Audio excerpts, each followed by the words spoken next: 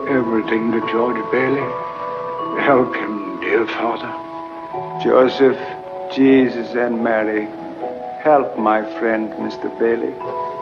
Help my son George tonight. He never thinks about himself, God. That's why he's in trouble. George is a good guy.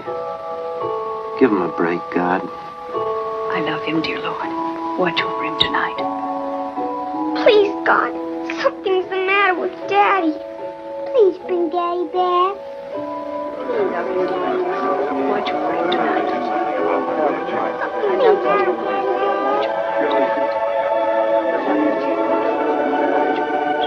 Hello, Joseph. Trouble? Looks like we'll have to send someone down. A lot of people asking for help for a man named George Bailey. George Bailey? Yes, tonight's his crucial night, you're right. We'll have to send someone down immediately. Whose turn is it? That's why I came to see you, sir. It's that clockmaker's turn again. Oh, Clarence hasn't got his wings yet, has he? We've passed him up right along. Because, you know, sir, he's got the IQ of a rabbit. Yes, but he's got the faith of a child. Simple. Joseph, send for Clarence. You sent for me, sir? Yes, Clarence. A man down on Earth needs our help. Splendid. Is he sick? No, worse. He's discouraged. At exactly 10:45 p.m. Earth time, that man will be thinking seriously of throwing away God's greatest gift. Oh, dear, his life. Then I've only an hour to dress. What are they wearing now? You will spend that hour getting acquainted with George Bailey. Sir, if I should accomplish this mission, might I perhaps win my wings? I've been waiting for over 200 years now, sir, and people are beginning to talk. What's that book you've got there? Oh, The Adventures of Tom Sawyer. Clarence, you do a good job with George Bailey, and you'll get your wings. Oh, thank you, sir. Thank you. Poor George. Sit down. Sit down? What do we... If you're going to help a man, you want to know something about him, don't you? Well, naturally, of course. Well, keep your eyes open. See the town? Where? I don't see a thing. Oh, I forgot. You haven't got your wings yet.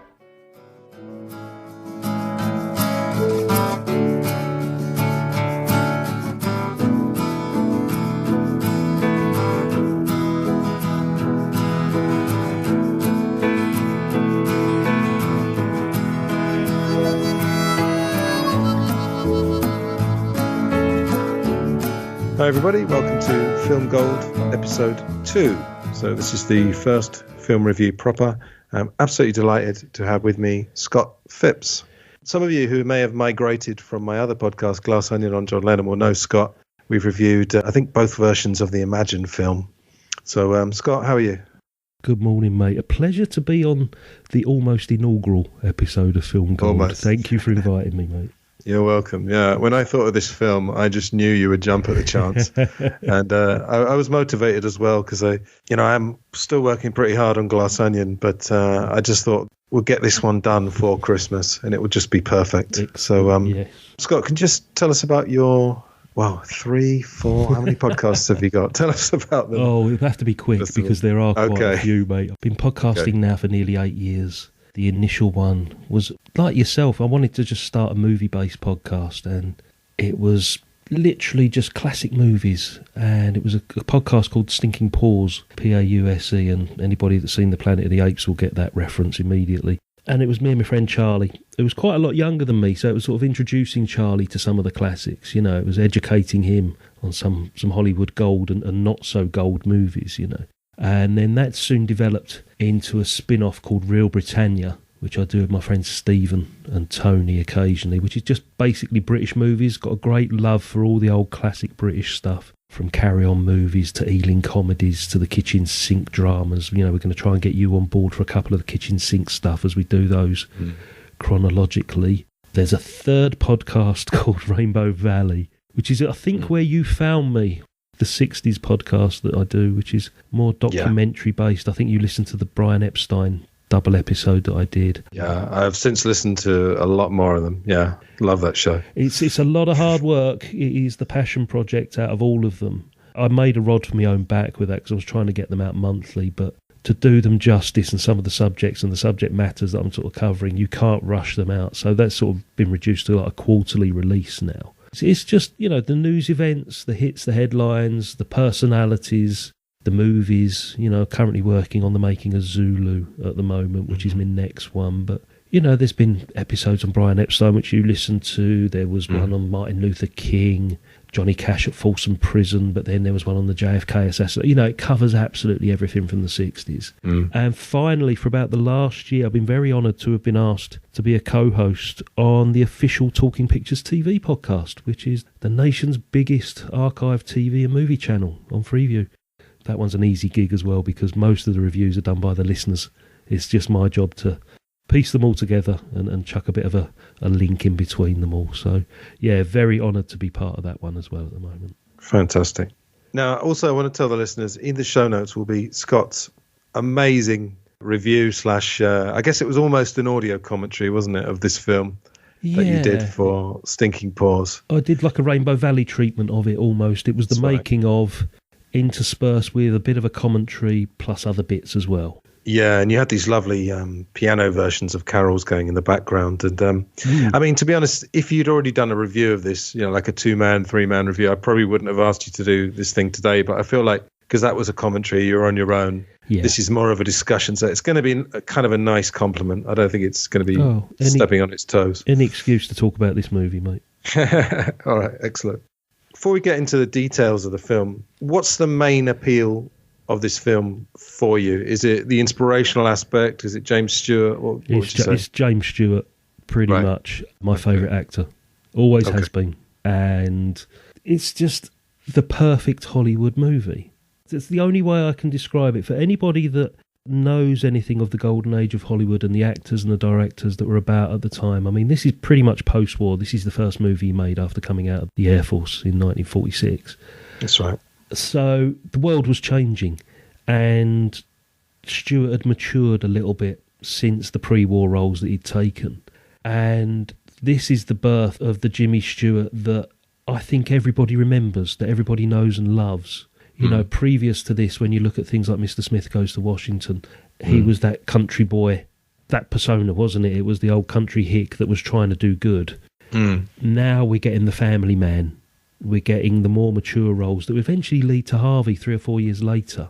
That's right. Amongst other things. So for me personally, it's a Jimmy Stewart movie through and through, but also perfect Christmas film as well. Even though Christmas only takes up about 20 minutes of the entire movie, it's still it's still a Christmas we're getting movie. To that. Yeah.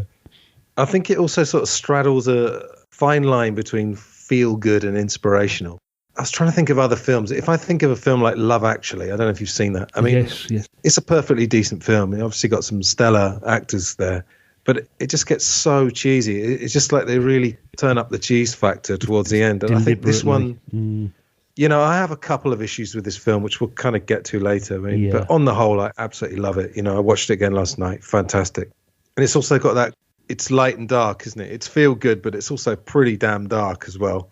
Yeah, but also some of the darker characters are a bit cartoon-like as well, so you don't feel that there's that much menace sometimes because, say, for example, when we get to it and we talk about Potter, he is your typical pantomime villain almost. Yeah, he's the caricature evil banker. Yeah. And funnily enough, I don't think in those days people thought of bankers like that, but I think since the financial crisis, I mean, there's tons of good videos on the net about how banking works, and I kind of looked into it a few years ago, and it's so absurd, you know. but I don't think it matters, because I don't think you need Potter to be a deep character full of nuance. I think it works perfectly because this film is about George Bailey at the end of the day. You know, it's dominated by James Stewart, and everyone else in it is great. Some great actors, but he's the center of it. It's got some great themes as well. But, you know, the individual versus the community, success versus, you know, quote unquote, ordinary life. Something you just mentioned, actually. Is this a Christmas film? And what is a Christmas film? Go on. Undeniably, yes. I mean, we could get that old Die Hard argument here as well. It's how you perceive a film and how you feel watching a film. I mean, for me, I watch Die Hard most Christmases. It's not it just happens to be set at Christmas. I can't remember doing my research for this when I did the show originally, whether this was actually set out to be a Christmas movie or not. I'm pretty sure it was released around about Christmas time. So there probably was that intention there. I think you'd be a fool to say that it wasn't a Christmas movie, mate, to be honest, wouldn't you? Yeah, I mean, I was looking, there's all kinds of lists on the internet, and I looked at like top 50 Christmas films, and I was trying to think, what's the theme? And like you say, Die Hard's a good example. I mean, Planes, Trains and Automobiles is actually set at Thanksgiving rather than Christmas. But I think films use the Christmas thing essentially because it's when people get together, and and often, especially now families are so spread out. Often they don't get together unless it's Christmas or, unfortunately, weddings and funerals. Yeah, well, not weddings, unfortunately. You know what I mean? God, I'm tying myself in knots. Obviously, there's a religious aspect to this film. Christmas was originally a religious festival, believe it or not. We've forgotten that, mate. We've forgotten it. Yeah. But yeah. You've already answered the question I was going to ask you about James Stewart. Can you name a few other of his films that would be your favourites? Harvey's up there. I like the Anthony Mann westerns, sort of The Naked Spur, Two Rode Together, Winchester 73. Those he plays a great western character, Jimmy Stewart.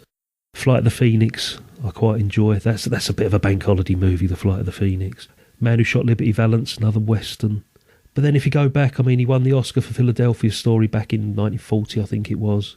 Great movie with Cary Grant, another one of my favourites. Seeing the pair of them together in a movie. That's sort of a bit of a Christmas tradition, actually, watching the Philadelphia Story, even though it's got nothing at all to do with Christmas. That is another, just at the right period in that classic, golden age of Hollywood that I was talking about. If you ever want to see something, most people would say, oh yeah, well, you've got to watch Casablanca or Citizen Kane. Watch the Philadelphia Story, that screwball comedy with sharp writing, excellent direction. The relationship between Hepburn, Grant and Stewart is just magical in that movie. So yeah, that's another favourite there. Do you remember when I was on your show, we did Mutiny on the Bounty, and we were talking about, in the old days having the old VHS tapes, and originally we had like 10 films on video that we just recycled, Mutiny on the Bounty being one. Interesting, another one was High Society. Great film. So I grew up with High Society. Then when I went back to the Philadelphia Story, I thought, oh, God, I don't like this. I much prefer High Society. Now I've changed. High Society is not as good as I remembered it being. I watched it last Christmas. Right. And I think there are musicals out there that I prefer. But it's still a great thing. It's still got Frank Sinatra and Louis Armstrong and Grace Kelly, the gorgeous Grace Kelly is one of my favourite actresses. It hasn't aged as well as other musicals. And when you go back to Philadelphia Story and you see that High Society literally lifts word for word some of the script. Oh, sure, it's not an adaptation of Philadelphia Story. It's almost a complete carbon copy with a bit more music in it. That's what it turns out to be. Yeah, great songs as well. As I've got older, I've come to appreciate all that Cole Porter and all those. The classic stuff. Yeah. With Jimmy Stewart, the ones I'd probably say are my favourite. I mean, we reviewed Rope again on your show. I actually thought he was a little bit miscast in that film, but Rear Window would be up there. Of course, how can I forget the Hitchcock stuff? Yeah, Vertigo, Spirit of St. Louis. I haven't seen for years. I would really like to see that again. Yeah, same here. Watched it many years ago. Yeah, Glenn Miller's Story. You've just reminded me, which is another favourite. But yeah, and Anatomy of a Murder. You were going to say Anatomy of a Murder. Yeah, it's a big favourite of mine. Yeah. All right, we should crack on. So, you'll be pleased to know we're not going scene by scene. I would like to talk about the opening scene. Yeah. Because obviously this sets the template that we're in a fantasy. One of the things I do like about this film, again, we're talking about fine line between, feel good and inspirational. There's also a fine line between sort of realism and fantasy, Yes. And we know we're in a fantasy, like I say. But then a lot of the themes of the film are very real, and it's easily identifiable. So it's kind of got those two things going for it. So obviously we've got Clarence. He's been waiting 200 years to get his wings. So it sets it up. And then we go back, and I think George is 12 at the beginning. He is, yes. 1919, I think, is the official year this starts. That's right, yeah. We get some sort of setups. We get most of the main characters are introduced. Obviously, Mary and Violet are also kids at this point. And we get the scene where George saves Harry's life when they're sledging. Yes, and gets the ear infection that renders him deaf in one ear for the rest of his life. That's right, yeah. Which proves to be a vital part of the plot as the more fantastical elements come into play in the second half of the movie. Absolutely. I mean, when you did your audio commentary, I remember thinking, what a fantastic plot this film has. I mean, it's just so clever the way There's also quite a bit of foreshadowing that I didn't realise. There's a couple of lines. I can't bring them to mind at the moment, but there's a couple of lines that occur later. But again, it's not in that sort of cheesy Hollywood rom-com way where they repeat lines from earlier in the film. It's very clever and it's quite subtle. I think we mentioned this before. Do you remember I mentioned a thing called Chekhov's gun to you? I'm not sure, actually. There's a thing. I can't remember exactly what it is, but Anton Chekhov wrote, if you're going to introduce a gun on chapter 2 of your novel or the first act of a play, the audience will expect it to be used 4 or 5 chapters later or by the second half of the play. Like if there's a gun above a mantelpiece, and you can see it in plain view. I mean, a classic example of this, we're going to come to it very soon. Uncle Billy has got pieces of string tied around his fingers, and it's almost unnoticeable at the beginning. Oh, wow. But they then prove to be a vital part of the story as everything unwinds for George Bailey. Little things like that. The ear infection, you don't think that that's going to be an important part of the story, but as we get to when George falls in the water, his ear's better. It's like you say, things are introduced here right at the beginning that you don't know how important they're going to be until the second or third act. I think one of the foreshadowings, I'm pretty sure when they're having the conversation around the dinner table, George and his father, I think his father said something like, "Oh, I'm richer than Potter will ever be." Yes. And that's obviously what occurs at the end. And then we get the scene with Mr. Gower. Excellent. Mr. Gower's a druggist. He's grieving the loss of his son, and he accidentally prescribes some poison. What I love about this is how wonderfully mature the 12-year-old George is, and Mr. Gower starts to hit him. And of course, I don't know if you know this, but that was actually done for real, apparently. And he actually caused the young actor's ear to bleed. Yeah, incredible. Amazing stuff. Yeah, the 12-year-old George says, "Oh, Mr. Gower, I know you're upset because of your son and everything." And he tastes it, and then he starts breaking down, and he hugs poor little George. But H.B. Warner is absolutely fantastic in this. He never played that sort of role previously. He first came to fame back in the Silent Age. He played Jesus in this big religious thing. I think it was called King of Kings. And ever since then, between the Silent Age running up to the 40s, he was always these more noble, sort of distinguished type characters. So for him to play a drunk, he actually relished the idea. He is absolutely fantastic. I mean, as you see later on in the movie, we see him as George progresses, and he's still in touch with him as well throughout his life. He's one of those minor characters that's still quite important underneath the surface. Yeah. What are the other things? Yeah, we see George obviously making a wish. I want to make $1 million, and you'll hear him say to people, "I want to build things." And so that idea that he's an ambitious young boy. I think the next time we see him, he's maybe 21, something like that. Can you remember? Yeah, well, he goes to see his father, doesn't he? Because he's concerned about the poison in the bottles, and that's when we get introduced to Potter himself.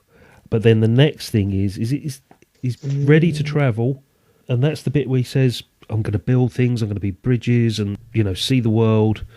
And again, there's a foreshadowing of this back in the drugstore in that first scene, where he asks Violet or Mary if she wants coconut on her ice cream. Don't you know where coconut comes from? It comes from the tropics.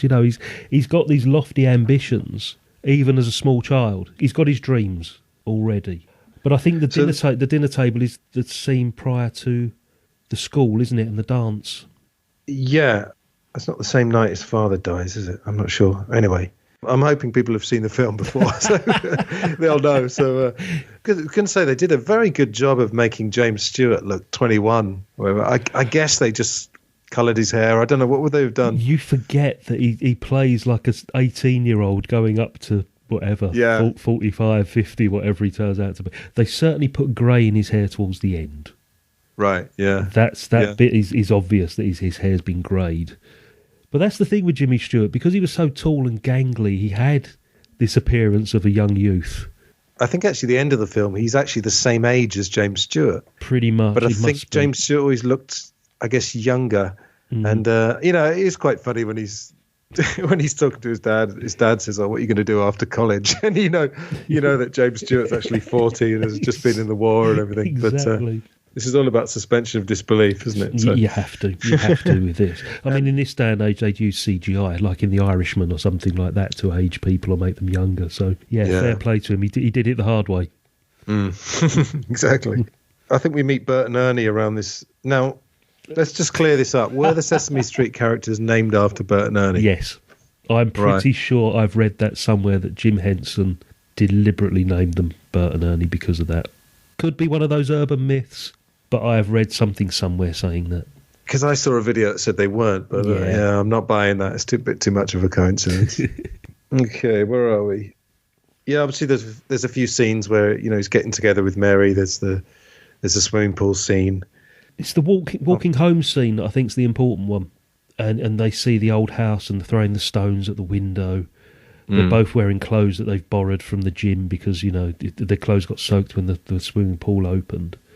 And you get this inkling, you know, that they are meant to be together. Well, he's still got these lofty dreams, hasn't he? So it's never going to happen. She's had this undying love for him since they were kids. And that is quite obvious throughout this. And we get introduced to Buffalo Girls, the song, and the scene where Mary loses her robe because he steps on the corner of her dressing gown or whatever, and she's hiding in the bush, and he does that great Shakespearean "my caboose, my lady" or whatever. He does all of that. And it's, just marvellous bit of acting. And that is the point, mate, where we find out that his father's died, because I think his brother or somebody comes running up in the car. That's right. And says, "You've got to go home." Quick question that kind of came to me. If George had managed to realise his ambitions, do you feel like Mary would have been up for sort of living in a different place or something? Is there any sense that she pulls him back? Because I don't get that sense at all, do you? Mary would have ended up marrying that other guy, whose name I can't remember for the life of me. Oh, Sam Wainwright. Sam Wainwright. He guy, yeah. He would have asked her to marry him. He certainly had an interest in her. And Bedford Falls isn't a big town. You know, eligible suitors weren't that commonplace. And I think that's probably what would have... Because he was quite a successful guy, you know, with his own company and his own factories and things like that. So, she would have ended up settling a home life with Sam Wainwright, I think. That's very interesting, But you don't get a sense that if her and George had got together, she would have pulled him back in the town. Because obviously one of the things about this film is that he's constantly getting pulled back, not just by circumstances, but I think by people as well. Yeah, what they suggest at the end, when George goes back, you know, to see what Bedford Falls would have been like without him, they suggest that Mary becomes this old spinster that never marries. Can we leave that for later? I know, but that's a major problem I have. Yeah, but it's Donna Reed, who is, you know, possibly the most beautiful woman that Bedford Falls has ever seen. So there's no danger of that actually happening, mate. So we'll talk about that. Don't worry, we'll get to that. Okay, so his father dies, and then obviously George is about to go on some kind of world trip before he goes to college. Yes, he's going to see places. Yeah. So this is the first time that he's kind of held back. And I love the look on James Stewart's face every time he realises his hopes have been dashed. That kind of look of sort of dignified despair. But you feel it as well. You feel it yourself, because he's developed this character already within the first 20 minutes, that you're fully invested in him. And every knockback, every gut punch you're feeling, because quite early on in the movie, you know he's a good guy. And circumstances beyond his control are forcing him to change decisions about his life. And you don't realise, the same as he doesn't, until the end, just what an effect he has on people. It's just these silly little things, these minor little details that just keep building up and building up. That's right. Yeah, so basically they're about to dissolve the Bailey Building and loan, so he has to stay on. Yeah. But the provision is that... the provision for keeping it is that he stays on to run it. So he doesn't go to Europe. I'll just go forward a little bit through the next bits. Then the idea, I think, becomes that Harry goes off. That's it. Harry goes off to college, and then Harry's going to come back and run the Bailey Building alone. And George, after waiting for another 4 years, is going to finally get off. And then we get this scene, again, of just amazing acting from James Stewart. Harry comes back, but he's now got a wife. Yes. And he's been offered a job by his father-in-law, I guess, isn't it? The good thing about this scene is, just as the train's pulling in, Jimmy Stewart is clutching all these travel brochures in his hand. Right. And he's like, this is it. You know, his dreams are going to be fulfilled at last. And Harry gets off the train, and Virginia Patton is there with him. And instantly you're like, hello, this is going to go wrong. If you haven't seen the movie, you know straight away, right, okay. And as you say, he introduces his new bride, and he was going to go and work for a father-in-law in Buffalo. And it's just the scene with the brochures, and they're gone with his dreams. Incredible, it's just full of symbolism. Well, the whistle, of the train departing, and another dream gone has left the station almost. He says it's the most exciting sound in the world, isn't it? The whistle of a steam train or a boat, and he mentions all these things, but they're also quite despondent of a train leaving without him. Yeah. Something just flashed through my mind. Sorry to bring the Beatles into this. I knew you would mention. You're going to laugh, aren't you? I didn't plan this, but of course this almost happened in real life, because you'll know, of course, the story of Cynthia Lennon missing the train when they went off to see the Maharishi. Yeah. And she actually said in one of the documentaries, "Oh, this is symbolic. John's leaving. There you go. So, we had that conversation symbolism before. can happen in real life as well." But yeah, it's as I said earlier, these looks that James Stewart gives, and the one I love here, he has this look of despair, and then it sort of turns into a smile as he greets Harry's wife. Yeah, and it's that decency, that. I'll say it's realistic because it's a film, but it has a realism element to it. Yeah, I mean, real cynics could watch this movie and say, "Well, he's just too nice. Nobody's that nice." But I think that's the whole point of the story. when we get to the end, the whole reasoning behind it, that he is just too nice. And I think the fact that in the opening scene with Clarence and everything, they've established that this is a fantasy. It's almost like priming the audience to say, well, there's stuff about this film that is realistic in the sense of the emotions and dashed hopes and all that, but showing you that it's a fantasy helps, because you can go along for the ride, and it's a film. And as you and I have said many, many times, films in these days were not made to be watched on video or DVD or for people to make podcasts about them 70 years later. Exactly. You watch them once, twice if you were lucky. Yeah.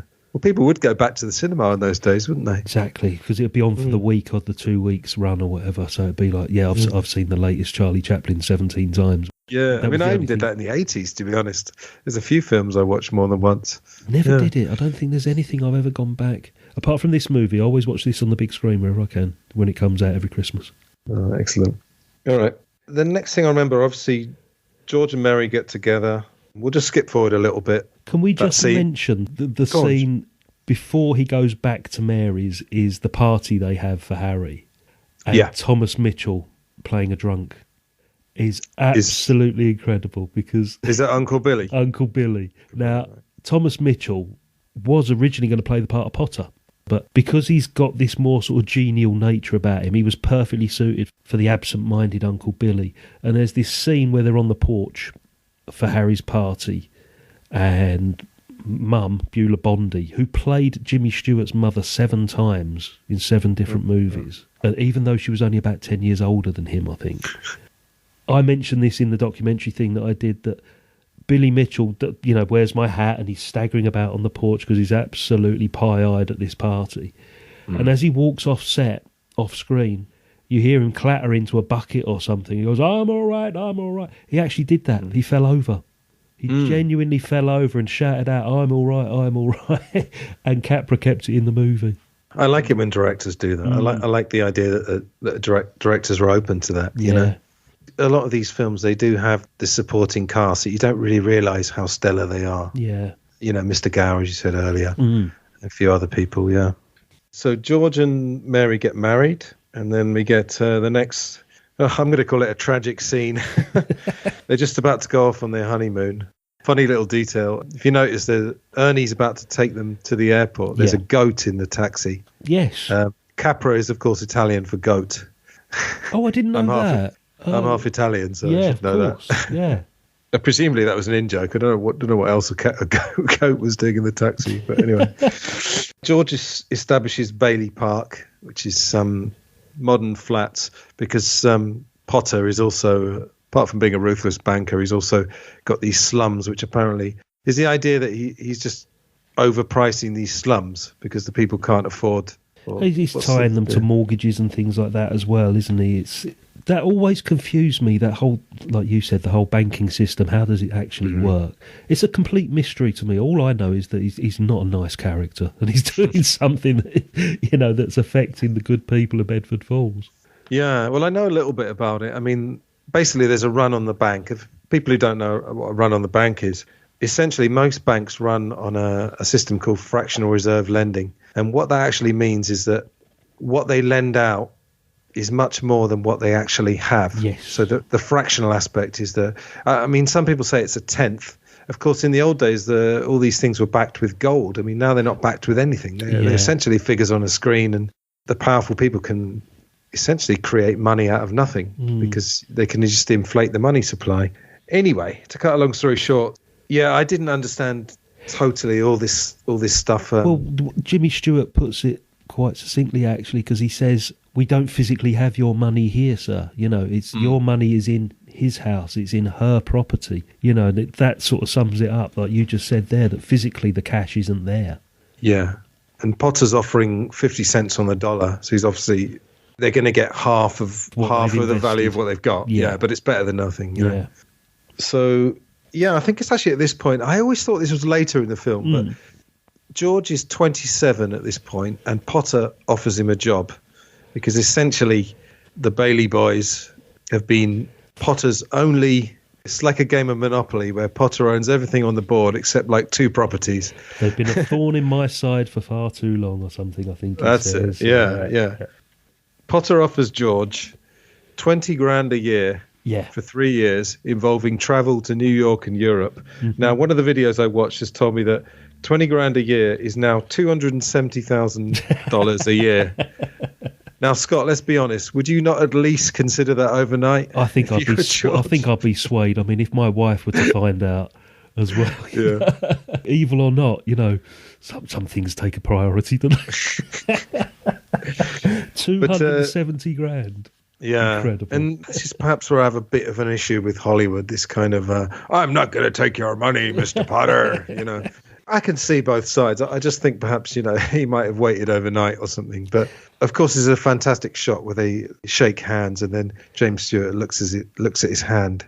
Oh, yeah, as if he's it's just greasy and whatever. But deep down, I think, because of this ongoing rivalry and this bitterness between George's father and Potter, he believes that Potter's responsible for his father's death because of all the worry. We don't know too much about what's going on in his mind here, but there's a lot to it. This deep-seated bitterness, I think. It's just the fact that, he is a decent man. So, $270,000 isn't going to sway him. Let me make it clear. Again, I wouldn't, if I was in George's position, I wouldn't automatically take the job either. I think I'd be mulling it over because it's, Hobson's choice, isn't it? There's also got to be a catch there somewhere as well, knowing what this guy's like and what he's done previously. Yeah. There's that old adage, isn't it? If it sounds too good to be true, it probably is. So, he's probably thinking, but he's going to have a hold on me. George is a dreamer. George wants to travel, yes, but at the same time, he doesn't want to be tied down to anybody else. So, quite rightly, he's probably refused it. Is this the point where he says you're like the scheming little spider in your own web? Or something he says. I can't remember. There's a point where he describes him as a spider. The line I remember is, "Are you afraid of success?" Which, again, there's a few key lines in this script. Yeah. Particularly towards the end, I think. I don't know. They really hit home. But, I'm reminded, actually. I don't know how familiar you are with Taxi Driver, but do you remember in Taxi Driver Harvey Keitel's character, who's basically the pimp? Yes. Who's running Jodie Foster, whose character I think is actually 12 in the film. And I think they have an argument in the back of De Niro, Travis Bickle's cab, and Harvey Keitel throws Travis $1. Yes. And says, can you just forget about this? And this $1's all screwed up. That's it, yeah. And Travis Bickle never spends it. He kind of looks at it. And again, it symbolises greed and filth. And so I'm sure there's a bit of a nod there because Scorsese, if nothing else, he's a film geek. He's a film fan, isn't he? Yeah. All right. So then I think we go forward another 10 years. You get World War II and you see what everybody does there. Sam Wainwright makes a fortune from plastics. That's right, yeah. Essentially capitalising on the war, let's be honest. I think the film kind of makes out that, how do I put this, that George missed out by not being in World War II.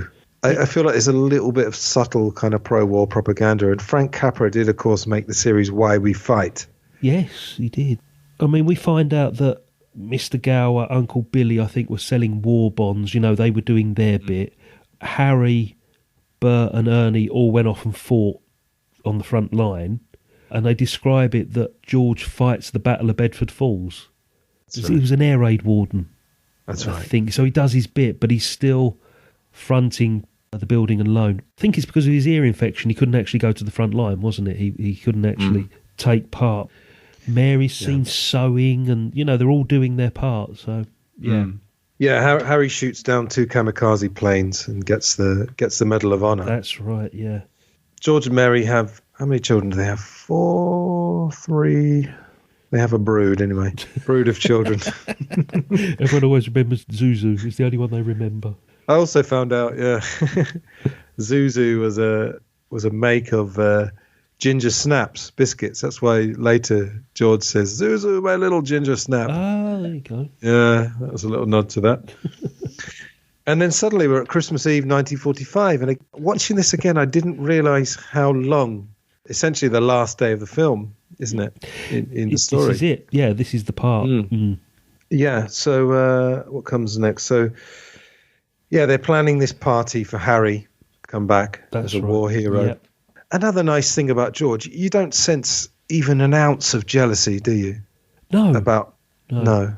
It's at this point as well, we haven't mentioned her yet, that Violet turns up and she's going to go away, isn't she? So George gives her some money. Oh yeah, I've forgotten about that. This all takes place on Christmas Eve. She's going to go away because she is known as the local town slut, basically. And she said, enough's enough, I need to make a fresh start. And he's always had, they've grown up, haven't they? You see her at the beginning at the drugstore at Gower's, she's part of that little gang of Mary, him and Violet. And, there was a scene earlier where she's being surrounded by all the local lads outside a bar and all this. And he's still doing the decent thing. It's like, go on, take the money, just go away, make a new start for yourself, And again, we see the outcome of this towards the end. All right, then we get the scene. So Uncle Billy taunts Potter. Potter's got the newspaper, and on the front is about Harry Bailey. Yeah. And the line I remember is, "You can't keep those Bailey boys down." And Billy is going to deposit $8,000 again. According to this video, $110,000 in today's money. That's the thing. You don't realise exactly how significant that money is until you put a proper value on it. Yeah, an equivalent value. Yeah. Is Uncle Billy's forgetfulness kind of established fairly early on in the film, would you say? As I say, that you see the strings on his fingers with young George going in to see his dad after, Gower has given the poison. Oh, right. And he tugs at one of the strings saying he's forgotten something. And then he does it a little bit later on, I think, when there's the run on the bank, that he's fretting with these strings on his fingers that he's got to do this, got to do that. So we know that he's absent-minded. That's set up right back in the time of Mr. Gower. Yeah, and of course there's a theme of sort of family members holding you back or anyone holding you back, really, because George is obviously so much sharper. But, so the money, Uncle Billy leaves the money in the newspaper, Potter's newspaper.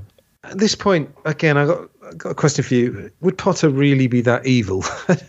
Is the idea that he's a lonely guy. You imagine he's probably estranged from his family. He doesn't have a wife, and would he really be this bad? It's the missing piece on his Monopoly board is the building and loan, and he's got it literally in his hands. He's got the key to that in his hand, which is $8,000.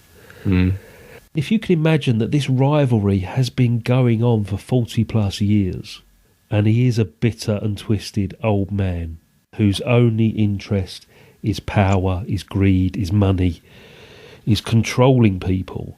Yeah, I think it's totally believable that he would do it. Right. I mean, it even gets worse, of course, because then he... Does he call the police? Who does he call? Because to actually put out a warrant He does. He calls the police to get him arrested, yeah. Yeah, because basically George pretty much goes begging to Potter, doesn't he? And then Potter taunts him and said, what have you... this is the thing. I mean, he really is an evil character because not only is he taking the $8,000, he then starts taunting George and saying, what have you done with the money then? Whatever he accuses him of, speculating with the money or whatever. He goes to call the police to accuse George of, misappropriation of funds, etc. It's really rough stuff, isn't it? And then George goes home, berates his family. He's got the daughter playing the piano, playing the same carol over and over, isn't it? I think I'd get annoyed at that, actually. Even without all that's been going on in Jimmy Stewart's day. This is a great performance of a man actually breaking down. It's been building up, and, you know, you get that sense that this is the final straw. What more can I do? I've given everything to everybody my entire life, and still I cannot get a break. That's the feeling you get. Yeah, and that brilliant moment with Uncle Billy where they try and retrace their steps, and then James Stewart just snaps. And because it's James Stewart, and because you kind of know that James Stewart in real life seemed like a pretty decent guy as well, you really feel it when he goes, you know, where's that money, you old fool? You know, it's just, you've really got to be a skilled actor to get that right, you know. Maybe, I don't want any maybe. We've got to find that money. I'm no good to you. Uncle Billy, look, do you realize what's going to happen if we don't find it? Listen to me. Do you have any secret hiding place here in the house? Someplace you hide the money? I've gone over the whole house, even in rooms that have been locked since I lost Laura. Listen to me. Think. I can't think anymore, George. I can't think anymore. It hurts. Where's that money, you silly, stupid old fool? Where's that money? You realize what this means? It means bankruptcy and scandal and prison. That's what it means. One of us is going to jail. Well, it's not going to be me. A lot of these old films, I mean, I love loads of old black and white films, but I feel like sometimes people will just suddenly lose their temper and it doesn't quite seem in character. Authentic. Yeah, it just seems like it happens a bit too suddenly, like this snap. But I think James Stewart gets this absolutely perfect. I think a lot of it's down to the script in this as well. You know, if you get a combination of a very good script and a brilliant actor, you're going to get that, aren't you? Because, as you said, how often do you see Jimmy Stewart playing the bad guy? Very, very rarely, you know. I mean, I actually think this is a bit more authentic than the dark stuff in Vertigo, because I think you and I, when we reviewed Rope on your show, we talked a bit about Hitchcock. I can't quite put Vertigo, it's good, but... It's not one of my favourite Hitchcocks. It's not one of my favourite Jimmy Stewart movies. I can see why people like it. I can see why it's revered. It was one of those, the 5 lost Hitchcocks, wasn't it? The ones that were tucked away for several years. It was a bold move, you know, what they did in that film, and I just didn't quite buy it. But in this one, I totally buy it, you know? Of course, Yeah. What comes next? And he goes to the bar... Oh, sorry, no, he berates the teacher over the phone. For sending Zuzu home without a coat. I think the son is trying to write something out and he needs to spell frankincense and he shouts at him. That's it. The other daughter's playing the piano and it's really annoying. Even down to the fact that the knob on the banister comes off in his hand every time he comes up the stairs. But he goes up and sees Zuzu, who's in bed and a flower's dying. And you get the very important scene of him putting the petals in his pocket. At this point. Yeah, and funnily enough, he doesn't have a go at Zuzu. So even in this moment of despair, you know, I guess she's the youngest, isn't she? And you feel like perhaps he's kind of her favourite, you know? Oh, yeah, that's obvious, yeah. So even in his darkest hour, he still doesn't have a go at Zuzu. He's still nice to her. Do they go to the bar next? It's the bar now. It's he goes to Potter first, and that's the bit where he calls the police. It's at this point he calls the police, so he then goes off to the bar. And the teacher happens to be in the bar and gives him a... That's Hollywood for you, mate. It's going to happen. It is, yeah, exactly. Yeah, and it's Mr. Martini. We've met Mr. Martini earlier in the movie. That's right. He gets one of the first houses, doesn't he, at the Bailey Park? Bailey Park. Is it Bailey Park? Yeah. That's it. And, of course, we see Nick, who's Martini's assistant. Yeah. And this is interesting that we see him about 5 minutes before we then see him again, which we'll get to in a second. Yes.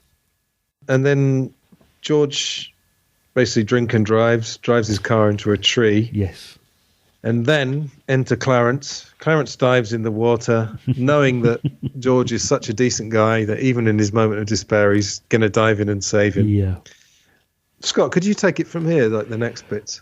Yeah, well, basically what happens is they're both in this hut, drying off their clothes, and this is where the fantastical element comes in now. You know, we've had hints of it throughout the movie, you know, from the commentary of Clarence and the other angel, you know, talking about what's going on. Because basically this whole point, up to this point, has been a flashback, this whole movie. So now we're in real time. and Clarence has finally appeared. Is it Clarence Oddbody, isn't it, I think is his full name? It's Oddbody, yeah. Good name. Angel Second Class. Yeah. AS2. And it's at this point that George Bailey sort of says, I wish I'd never been born. And it's like, whoa, hang on, that's a bit of a sweeping statement there, And Clarence looks up to the ceiling and says, okay, it's been granted, your wish that you'd never been born. He's this really charming little eccentric old man, or that's how Jimmy Stewart's going to perceive him. He's got a copy of, is it Huckleberry Finn in his pocket that he's drying out by the fire. But there's this marvellous scene where the clothes are drying out and it gives him his wish and he says, right, you hadn't been born. And so the cut on George Bailey's lip has suddenly gone and he can hear in his deaf ear.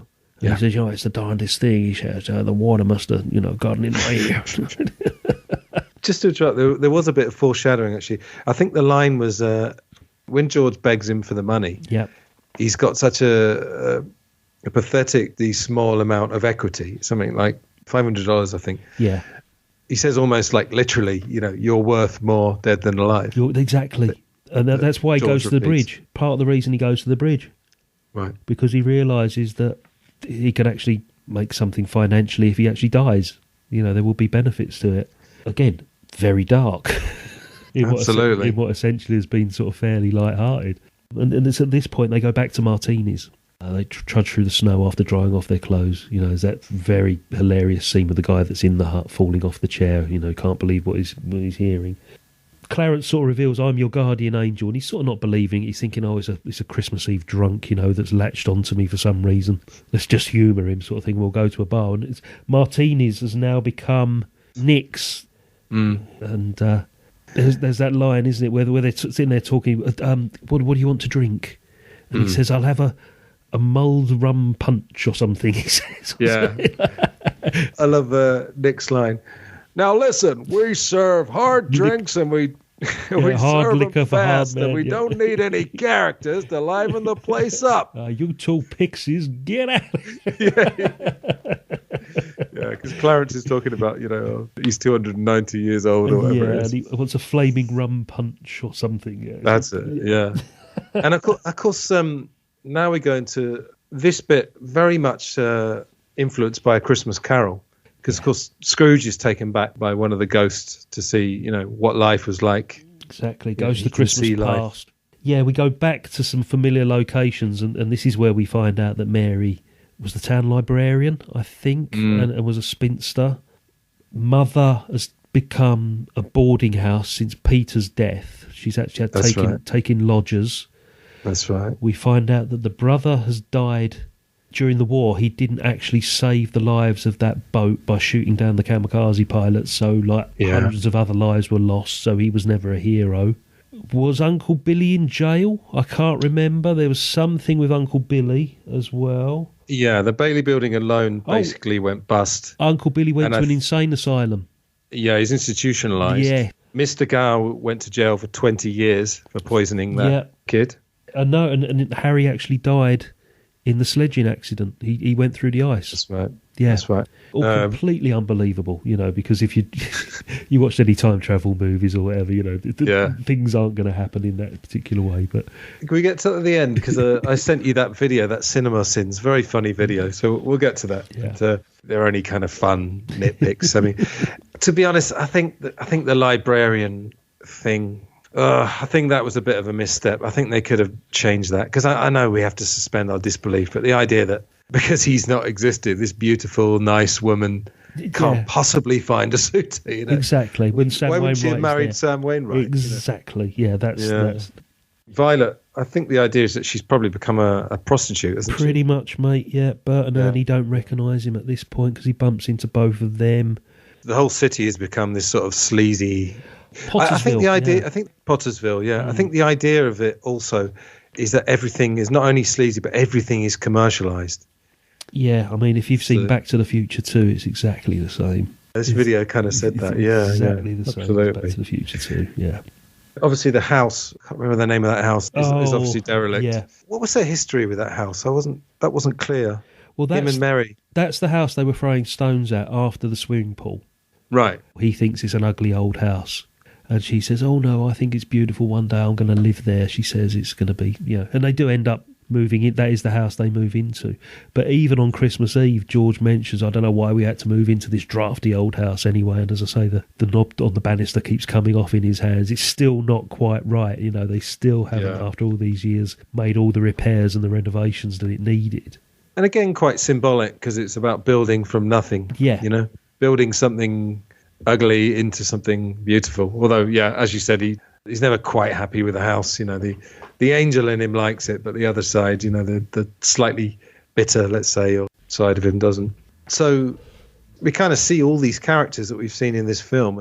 I think George punches Bert, and then Bert fires a gun at him. Yeah, there's gunshots now at this point, because he's been thrown out of Nick's. He's been brought to the attention of the cop now, because he's acting quite bizarrely, and he's running through the town. It's that famous scene of him running through the town, and it's just like this nightmare scene of this town, and the people that he knows and loves are completely unrecognisable to him. Yeah, it's just kind of a hell on earth, isn't it? But again, this film has themes. I think there's a bit of an anti-commercial theme going on there as well. Yeah. The idea that everything is commercialised. There's so much going on in this film. It's fantastic, isn't it? This is why we love it. Watching it last night, I think I'd probably seen it 5 or 6 times in the past. I have a feeling we watched it a couple of Christmases ago, but I felt like, it wasn't a fresh watch, but there was so much more. It just absolutely demands multiple viewings. Mate, I watch it pretty much every Christmas, and as I say, if I can, I go to a big screen and watch it on a big screen. Not because it deserves to be seen on a big screen, because it's not that sort of a sweeping cinematic type movie. This is more of your drama type, it doesn't deserve... It's not a John Ford Western, for God's sake, It's not going to be something like that. I mean, I think I watched it last year. I'm not too sure if I did, but the year before, when I put the documentary out, I watched it 3 times in the space of a week. Oh, wow. So I think I gave it a miss last year, and I've seen it pretty much every year since 1982. Wow. So how many is that? I don't know, 40 odd, times. I wonder if people reacted in the cinema much, because it's a funny thing. I hadn't thought about this, but people used to go to the cinema. I think people used to react a lot more than they do now. Yeah. I don't think anyone does that anymore. They're too busy like munching their popcorn or whatever. Yeah. We haven't mentioned, this wasn't a particularly successful movie on its release. It had quite mixed reviews. That's right. And the famous story is that it became more popular in the mid-70s because the copyright lapsed. Right. And what happened was it suddenly became this free-for-all. Anybody could show this movie wherever they wanted because there was no copyright on it. So, it was shown every Christmas, every year, on every single channel in the States, and it suddenly gained popularity in the 70s. And there was even TV stations, because it was free, it didn't cost them anything, they were showing it 3 or 4 times a week in the run-up to Christmas. So it was difficult to get away from it. And so I first saw it early 80s when I was a young teenager, and I was just formulating my love for Hollywood and classic movies. And it was round about the same time that, remember I said to you before on a previous podcast about those missing Hitchcocks that were kept away from the public gaze for 20 odd years. They suddenly got reissued round about the same time. So it was a gold mine for me. It was the start of the video age. All those big classic movies that we, you and I now love. I saw Casablanca for the first time around then. One of the very first videos that I bought was North by Northwest. Great time to formulate your viewing habits, mate, And I can't imagine what the public's reaction would have been to this. It was probably just a run-of-the-mill, just a Hollywood potboiler that was just churned out, and it just happened to have a Christmas theme released at Christmas. Oh, well, it's the first Jimmy Stewart movie for 4 or 5 years. I don't think there was any major buzz or any major excitement for it. Didn't win the Oscars, obviously, either. No. And in fact, there was a poll that was done to find the best film that had never won any Oscars, and this was number 2. Oh, what was number 1? So, if I said to you 1990s, would you like to hazard a guess? Say Goodfellas or something, wasn't it? No. It won something, didn't it? It's a film that's very high. I think it might even be number 1 on IMDb's list. Shawshank? Yeah, Shawshank. Yeah. I think Shawshank became popular when it went to video, which would have been like 6 months after it came out. But I don't think that was appreciated at the time. It found its home there. Yeah, I was working in the video shops then. It was flying off the shelves, Yeah. Okay. We should probably go to the end scene because there's just so much to say about it. So yeah, we get this sort of vision of hell on earth, as we said, this commercialized Pottersville. And then I can't remember exactly. Oh, he goes back to the bridge and he says, "Please God," because that was another thing. The last time he'd said a prayer, he got punched by the teacher immediately. Do you remember? That's right. So he says another prayer. And then there's a lovely thing they do with the sound. When he says, "I want to live again," when he says it again, when he's back in reality, it's a tiny change. I'm a musician. I'm very much a sound guy, so I notice little things like this. Yeah, the wind dies down. You lose that, and then the snow starts to fall again. That's it. And then the cut appears on his lip again, and then we hear the siren as the police car comes up. Is that right? I think it's at this point. It. Yeah. So Bert comes up and says, "Oh, your mouth's bleeding." Yeah. And again, just such brilliant. In fact, I'm going to put a clip of that in now. So there we go. Clarence! Clarence! Help me, Clarence! Get me back! Get me back! I don't care what happens to me! Get me back to my wife and kids! Help me, Clarence, please! Please! I want to live again! I want to live again! I want to live again. Please, God, let me live again.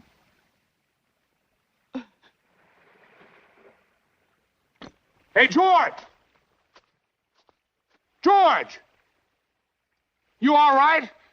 Hey, what's the matter? Now get out of here, Bert, or I'll hit you again. Get out of here. What the Sam Hill you yelling for, George? George? Bert, do you know me? Know you? You kidding? I've been looking all over town trying to find you. I saw your car piled into that tree down there, and I thought maybe you...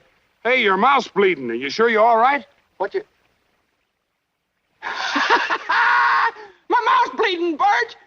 My mouth's bleeding! Zuzu's pedals. Zuzu... There they are! Bert! What do you know about that? Merry Christmas! But James Stewart says, "Ha ha ha! My mouth's bleeding, Bert." Zuzu's petals are in the pocket. Yeah, there they are. You see this scene endlessly around Christmas time as he's running through the town and everything has been back to normal. All the familiar build. You go, "Oh, bless you, Bailey building alone," and the cinema is showing the bells of St Mary's, and he's just shouting out to all the people and waving as he goes through the snow, and it's Bedford Falls again, which is great. Absolutely fantastic scene. Yeah.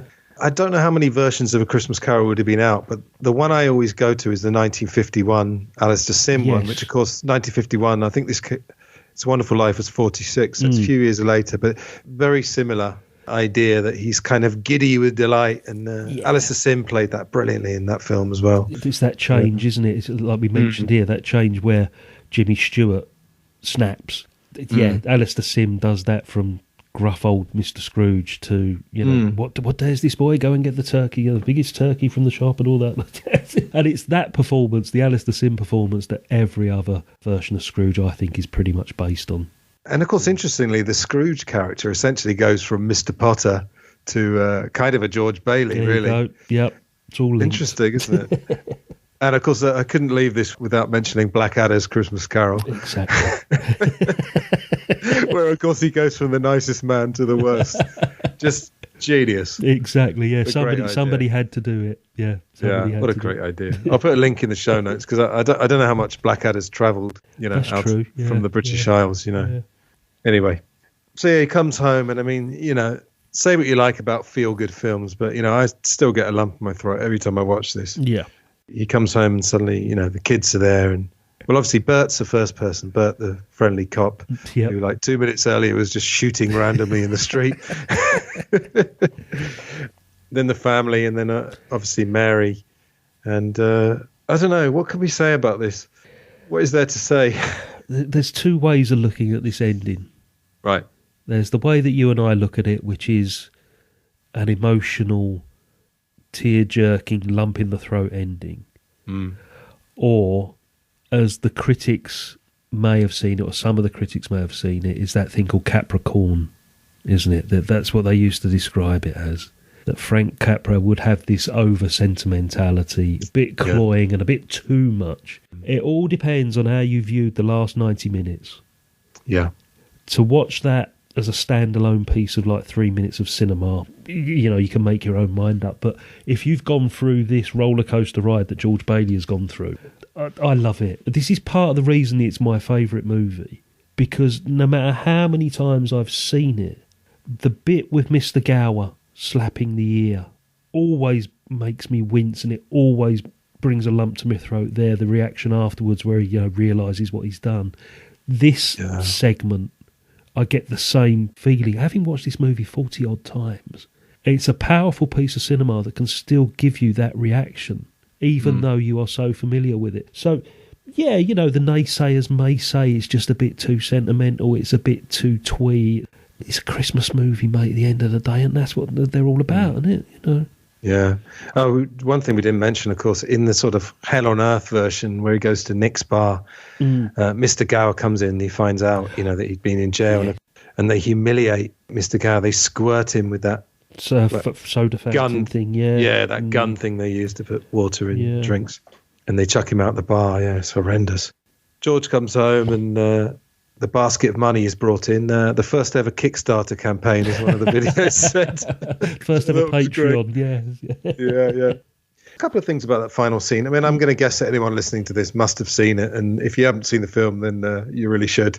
There's a really interesting bit where they get a telegram from Sam Wainwright. Yes. He's obviously extremely wealthy.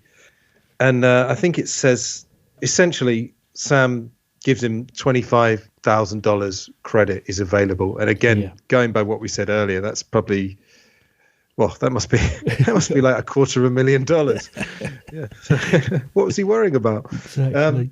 But there's a wonderful, I want to ask you about this, because there's a look that George shoots to his wife. Just as they read that out, there's a couple of interpretations. Is it a look that's kind of almost brings home to George how successful Sam is? Or as some of the cynics, some of the videos I watched said, it might even be a look that says, oh shit, now I'm stuck in Belford Falls. Do you know the look I'm talking about? Or is it the look how do you interpret that? He's looking over to Mary and saying, that's the guy you nearly married. Right. But why does James Stewart look sad, though, when he hears about that? Is it sad? I think it's just emotional. I don't know. I think it's just the fact that everybody whose life he has touched over the last 40 years are suddenly in his living room. All of them. Even the maid is emptying out, you know, she says, I was saving this up for find me a good man or something. She says, you know, Mr. Gower turns up emptying, like, you know, all this money and all this cash. The only one that isn't there is Potter, basically, which says everything. That would probably have ruined it. If Potter had turned up and had been this changed man, that would have completely ruined the ending there. I'm glad you said that, because I was thinking that. Have you seen the Saturday Night Live version of this? I don't think so, no. It's basically exactly the same, but then they say something like, oh, Mr. Potter's got the 8,000. They all go to Mr. Potter's house and do like a vigilante. Like they kick the shit out of Mr. Potter. And Mr. Potter gets out of his wheelchair as well, and he's not actually crippled as well. It's very funny.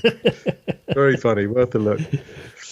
Yeah, and then we get Hark the Herald Angels sing, and you know, I'm a sucker for Christmas carols. Exactly. I remember loving them when I was a kid. I never quite understood why they're singing Auld Lang Syne if it's Christmas Eve. Perhaps I'm nitpicking again. I love that song as well. As you said, you've absolutely nailed it on the head. You've got to have believed what's happened before. Well, not believed that it happened, but bought into the way it's presented. Yeah, you've got to be fully invested in this man's story. Fully invested, absolutely. And I'm reminded actually of Jaws, because again, you and I are both huge fans of Jaws. Oh, yes. Yeah, and one of the documentaries, when they proposed the idea that Brody puts the compressed air canister into the shark's mouth and then they shoot it, someone said, it may have been Peter Benchley, said to Steven Spielberg, that would never happen. And Steven Spielberg said, look, if I've had them for 2 hours and they believe me, they'll believe it. They'll Don't worry. believe this. You know, Capra actually toned down the ending. Originally, I read this somewhere. After this whole scene is just about finished and everybody's given all the cash and they're singing the carols and all that lot, George was going to fall to his knees and recite the Lord's Prayer. Right. At one point, right towards the very end. But I think what happened was Capra realised that if you had such a blatantly religious finale, it wouldn't have the same emotional impact of all his friends rushing to his side, to his aid, like they do here in the last minute or so. Yeah. So he quite wisely took that away. You know, I think that was a good choice, to be honest. Can you imagine if that was the actual ending, or as we say, Potter turning up or whatever? And it's just right. It's been building up and building up and building up, and then bang, you've got it now, the perfect ending. Yeah. Yeah. It's funny. I was listening to a review of Rain Man. Oh, right. Yeah. Yeah, which I loved in my youth. Again, I watched it a couple of years ago. I'm not sure it totally holds up, but it's pretty good. It's not bad. We reviewed it a couple of years back on Stinking Paws. It's still, did you? Yeah, it's still quite good. Yeah. I mean, the two leads are fantastic. Yeah. But I was listening to this review, and you remember when I think Charlie Babbitt, who's Tom Cruise, leaves Raymond, Dustin Hoffman, on the train. Yeah. The guy who was reviewing it said, I was just praying to God that Raymond didn't rush off the train and go, Charlie! You know? Thank God they didn't do that. Yeah. You know, they could have just killed the whole film. So, yeah, I'm glad they make these kind of choices. That's good. Yeah, so we're at the end of the film, and then, like I say, Hollywood, they kind of pour it on in this last scene, but in all the best ways. So Harry comes back. Again, I love that toast where he says to my big brother George, the richest man in town. Yes. And again, if you listen carefully, I can hear like a little bit of a tiny voice break where he says the richest man in town. It just adds to the poignancy. Oh. Then we get the Mark Twain book. Yes, he's there on the basket table. Of money. Yeah, and the bell ringing. Yeah. And again, a lovely bit of, I don't know what the word is. I was going to say surrealism, but obviously most of this film's surreal. But have you noticed that when they pick up the book, Zuzu immediately turns to the page that's got the message from Clarence? Yeah. How did Zuzu know which page to go to? But again, you're fully invested. It's Spielberg and Jaws, mate. You know, you're going to believe it. Absolutely, yeah. Okay. So we got to the end of the film. Not to scupper everything, because I love this film. I sincerely love it. But there's a couple of videos I watched. And you were saying that there's a couple of different viewpoints of that last scene. One that it's like purely inspirational, and one that it's a little bit too much. Yeah. There is actually a third interpretation of it. I'm going to put a video in the show notes, and it's called "It's a Wonderful Life's Ending is a Living Nightmare." Now, bear with me. Okay. Don't ruin this film. Please don't ruin this film. I won't. Yeah, perhaps I won't say too much about it. I'll just say to the listeners if they're interested. No, it's the idea that a couple of things. If I was going to nitpick myself, I'd say, of course, Potter does get off basically scot-free. Yes. And you'll know, of course, what the Hays Code is. Yes. Am I right in saying that the Hays Code was basically an agreement that films had to be, I don't know, kind of morally decent, and that the wicked had to be punished? Is that right? The villain could never win. I know where you're going now with this, of course, but is he the winner? I mean, they've declared that George is the richest man in town, so he's not the king off his throne, basically, mate, at the end of it. So, perhaps Potter hasn't won. All right, Potter's still there. Potter's still a rich man. But at this point now, people have realised who he is and what he's all about. So he hasn't won at the end of the day, mate. Yeah, if you look at it that way, he was always the loser, wasn't he? Yeah. What was the other thing? Yeah, and the idea really is that George is now stuck in Bedford Falls. And I think it's worth thinking about that. I mean, this is such a thought-provoking film that, I don't think it scuppers the film at all, really, just to think about that. But my counter to that, of course, is that now he's got this $25,000 credit from Sam Wainwright. He's sitting on $250,000. He can do anything. Money. He can go wherever he wants. He can pack that suitcase and do that travelling that's avoided him all these years. Yeah. But then, again, being the richest man in town, both emotionally and almost financially, has he got this need to travel? Has he got this? Everything he needs is there within those four walls. Things that he may have overlooked or neglected are actually vital. Like family, like friends. Am I right in thinking there was a sequel to this? Am I right or not? That I'm aware of. There was a remake. Oh, it was a remake, I believe, right. Or there's been sort of variations of it, like Nick Cage did a film called The Family Man, and as we said, we've seen elements of it in Back to the Future 2 and other movies. Oh, right. Yeah. I felt like they did one about Clarence, actually, or perhaps that was proposed. They'd been planning to make a sequel in 2015, actually, but no, presumably it hasn't come off. Yeah, would you prefer if they just left it alone? Yes. Yeah. That is the simple answer to that, mate. Yeah, leave the blooming thing alone. Why would you? It just baffles me and it annoys me sometimes. People feel the need to do it. No. All right, I would like to just talk about the Cinemasins video. So there's a channel on YouTube called Cinemasins, and they do a series called Everything Wrong With. And you could kind of tell from the tone of it that they're not actually saying that these films are bad or anything. That they actually love it. And in fact, on some of the videos I've seen, they'll actually take a sin off, because he'll say something like, let's face it, this scene is so amazing, I'm going to take a few sins off. So it's just done in the spirit of fun. It's kind of like, I always like this kind of movie mistakes and bloopers things, like, the fact that, the famous wristwatch in the chariot race in Ben-Hur, and someone's wearing jeans in Gladiator. I love all that stuff, because it doesn't detract from the film, Just a couple of things they point out is that when Clarence is presenting this world to George, it gets to a ludicrously long point where George still thinks that he might be imagining, or that things might be normal. He's met all these people and he's seen all these things, and he goes back to the old house and he's still thinking, oh, hang on, I live in this house. It's that kind of thing. So that was quite funny. I think he doesn't actually get convinced until he sees the gravestone, isn't it? I think is the bit that turns him, isn't it, where he sees his brother's grave. Yeah, but I think he's even still protesting then, isn't he? Saying, no, Harry's a war hero. You've got it wrong. You're true. So that was quite funny. And this thing about, the butterfly effect, the idea that, millions of little things happen that cause millions of other things. And, the old maid thing does bother me slightly. But there's all the other things, like they said, it's quite funny, Harry dying on the sled in the ice. Yeah, he was like, well, hang on, was Harry playing with his imaginary older brother's friends? Did his imaginary older brother egg him on? Yeah, that's why we don't look too deeply into things. Exactly. Like yeah. Anyway, I'm not going to dwell on that, because I absolutely love this film. Is there any closing comments you'd like to make, or have we done it? No, I think we've covered everything. If anybody hasn't seen any other Capra stuff, I would certainly push them towards it. Also, if this is your only experience of Jimmy Stewart, go and watch Harvey. Go and watch all these movies we've been talking about today. Mm-hmm. Leave Vertigo a little bit till later in your viewing, possibly. But certainly have a look at Rear Window and stuff like that, Yeah. Would you say this was the quintessential James Stewart performance, or is he got more than that going on, maybe? I think it's the turning point in his career. Right. He's got this pretty successful career up to the time he goes to war in 1940, and he finishes that on a high by winning the Oscar for Philadelphia Story. He comes back, and what he then becomes is the Jimmy Stewart that I think most people know, most people remember, most people love.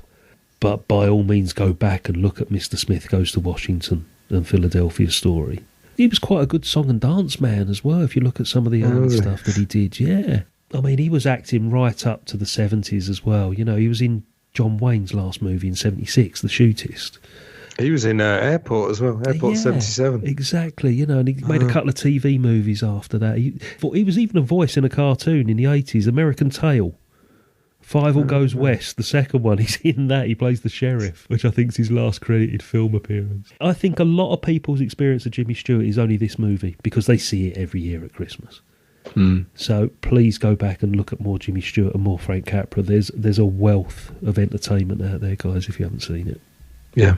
All right, and just before we finish, so you can just tell us the podcasts again, and are they available in all the usual places? I was going to say, it's easier to point out where they're not available as to where they are available. I think that, as you point out, where all good podcasts are. You will find The Stinking Paws, Real Britannia, REEL Britannia, Rainbow Valley, and the official Talking Pictures TV podcast.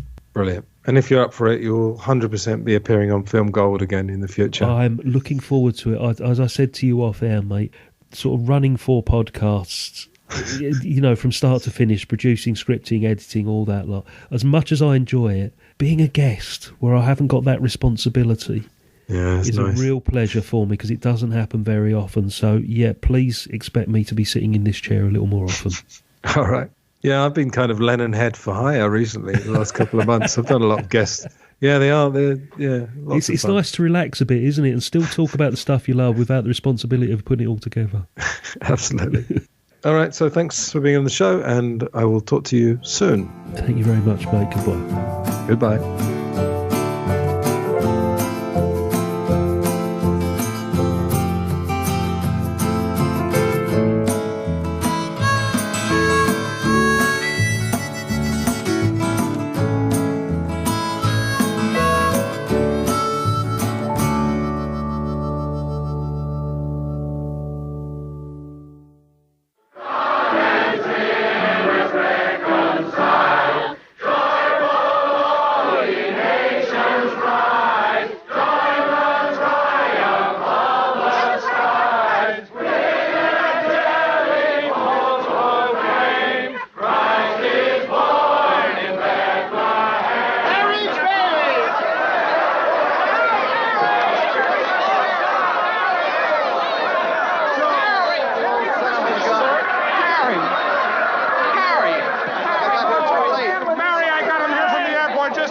I could. The fool flew all the way up here in a blizzard. Harry, how about your banquet in New York? Oh, I left right in the middle of it. As soon as I got Mary's telegram. Good idea, Ernie. A toast.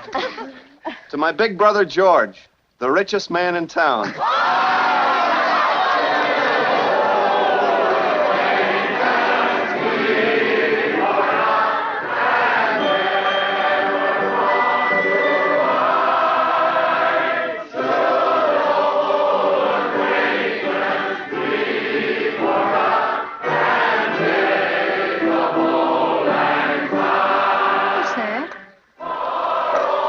That's a Christmas present from a very dear friend of mine.